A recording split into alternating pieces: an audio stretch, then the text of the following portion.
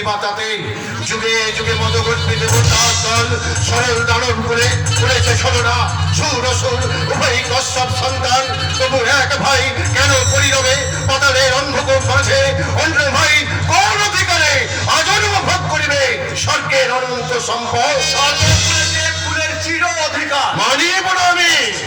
শিব কাছে মহাবর মাগে দানবের ফিরায় দেব যোগ্য অধিকার। অসভ্য দানব, অন্যথায় কার্তিকে হস্তে তব নিশ্চিত মরণ। মরণের কলিয়া বরণ, তবু আমি পুজি যাব হরগৌরীর যুগল চরণ। হ্যাঁ দেব সেনাপতি, চলিলাম আমি সাধ্যটাকে পরমর পথ অবরোধ।